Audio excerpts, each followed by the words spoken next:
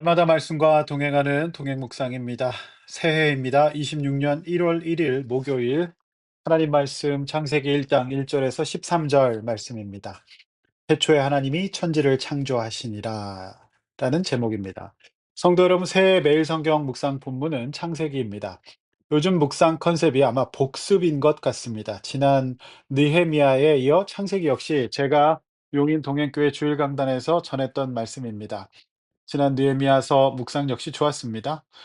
말씀은 살아서 운동력이 있습니다. 어제의 말씀이 다르고 오늘의 말씀이 나에게 다가옴이 다르기 때문에 잘 오래 달인 한약이 약효가 나듯이 하나님의 말씀은 다시 보면 볼수록 곱씹을수록 은혜가 됩니다.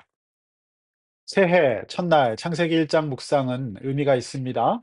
하나님은 어떤 은혜를 주실까요? 자, 1절 말씀. 태초에 하나님이 천지를 창조하셨습니다. 자, 하나님은 어떤 분이십니까? 단순하게 묵상하십시오. 시작하시는 하나님이십니다. 창조하시는 하나님이십니다. 새해가 밝았습니다. 새해는 우리 모두 새로워졌으면 좋겠습니다. 2절 혼돈하고 공허하고 흑암이 깊은 인생에서 하나님 앞에서 새롭게 창조되는 인생이 되시기를 바랍니다. 이 은혜 외에 우리가 새해 구해야 될 가장 중요한 은혜가 또 어디 있겠습니까? 새로워지시길 바랍니다. 새로워지실 수 있는 은혜, 바로 우리 하나님 앞에 있는 것입니다. 새해에는 혼돈과 공허함과 어둠이 다 떠나가고 새롭게 창조되시는 은혜 있으시기를 주의 이름으로 축원합니다. 3절 말씀.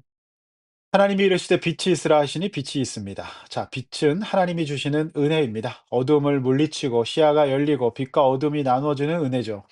빛이 있으므로 낮이 생기고 어두움을 밤이라 하십니다. 그렇게 저녁이 되고 아침이 되어 첫째 날 창조 사역이 마무리되죠. 하나님은 어떤 분이실까요? 단순하게 묵상하십시오. 낮과 밤을 나누시고 저녁과 아침의 시간을 나누시는 분입니다. 낮에 할 일이 있고 밤에 할 일이 따로 있는 겁니다. 질서와 창조를 말합니다. 이 질서의 창조를 말하는 거죠. 성도 여러분, 그래서 우리는 낮에 일하고 밤에는 잡니다. 이것이 창조의 섭리죠. 그러나 죄와 악은 이 부분을 없애려고 합니다. 따라서 은혜는 구원받은 성도가 이런 창조 섭리를 따라서 살 수 있는 겁니다. 새해에 하나님의 창조 섭리를 존중하시고 질서를 잡아가시기 바랍니다. 일찍 주무시고 수면 시간을 확보해 보시기를 바랍니다. 6절에서 8절 말씀 나오죠? 어떤 말씀이 나옵니까? 공간을 만드십니다. 공간. 하나님은 공간을 만드시는 분이십니다. 물 가운데 궁창, 즉 공간 만드시고 그 궁창 아래의 물과 위의 물로 나누시고 궁창을 하늘이라 부르시죠. 따라서 저마다의 적절한 공간의 확보는 영적으로뿐만 아니라 정서적, 육적으로도 매우 중요합니다. 아이들이 자라면 자기 방이 필요한 겁니다. 정서적으로도 마찬가지입니다. 여러분 영적으로도 마찬가지인데 하나님이 거하실 마음의 공간이 여러분 속에 있습니까? 또 내가 자리 잡을 어떤 내 자존감과 내 자아의 공간이 있습니까? 나의 내면 세계에 있습니까? 다른 사람의 공간을 또 존중하고 함부로 침범하는 하지 않는 그런 교양을 가지고 계십니까? 하나님은 이처럼 저마다 필요한 공간을 만들어 주시는 분이심을 묵상을 해볼 필요가 있는 것이죠.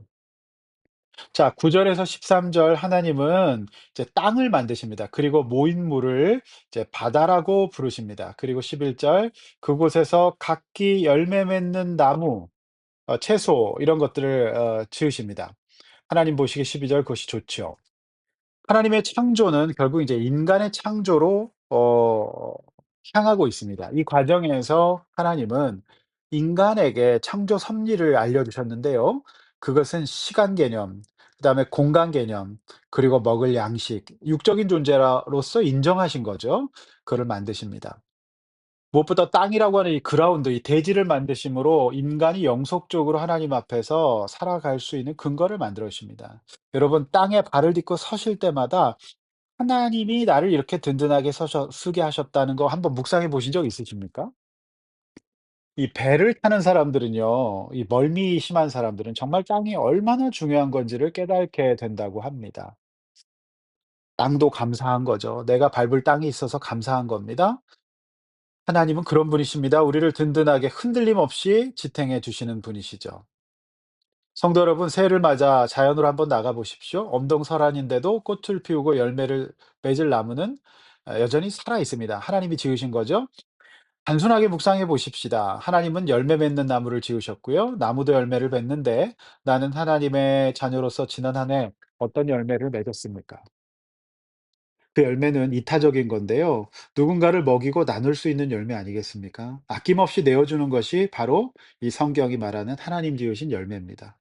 새해 부디 성령의 열매, 구원의 열매, 겸손의 열매, 나눔의 열매를 맺으실 수 있기를 새해 첫날인 오늘 하나님 앞에 구해 보시지 않겠습니까? 기도하겠습니다.